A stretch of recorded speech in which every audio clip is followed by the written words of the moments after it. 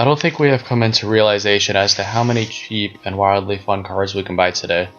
Many of the cars listed in this video would have costed you upwards of $30,000 if you were to drive it off the lot brand new. But because of the wonderful phenomenon known as depreciation, we can now buy these cars in a secondary market for roughly 80% of the original price tag, meaning us teenagers and young adults can get our hands on these amazing cars for very cheap. With this being said, let's start the video. Coming in at our number 5 position is going to be the Infiniti G35 Coupe. The G35 is a fantastic car. It is very similar to the Nissan 350Z, except the interior features are way better and you get back seats. The G35 comes with a high revving V6 named the VQ, which is a very famous engine from Nissan that Nissan still actually uses today in the 370Z and I believe some other cars.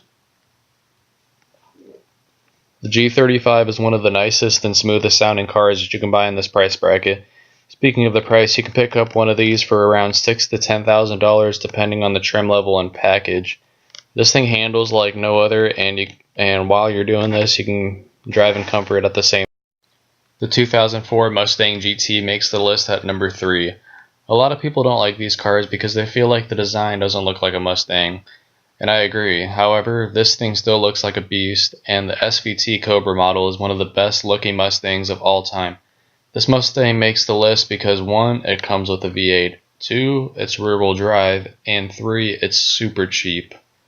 You can pick up a decent one for around $8,000 without any problems.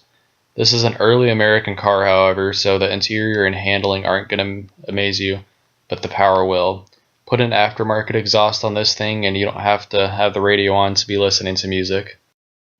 Next, we have a car very similar to the G35, except it's from the normal brand of Infiniti, which doesn't make any sense, but at the same time it does. This car is the 350. So why would I put this more stripped down version of the G35 closer to number 1 on the list? Easy, this car is way more track focused than the G35. Although the G35 is a great cheap car, this one beats it in every way performance wise. It's way lighter, meaning it's going to handle even better, which is what you want when you want a fun car. Price wise, these things are very weird.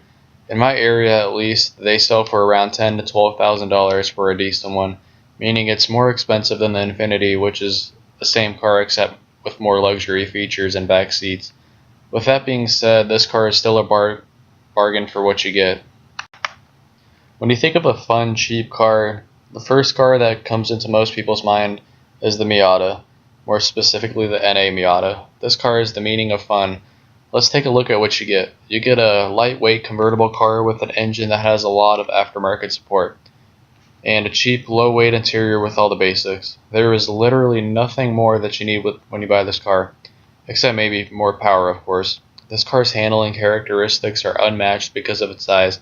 It's no wonder why this is everyone's go-to car, earning it the phrase, "The answer is always Miata."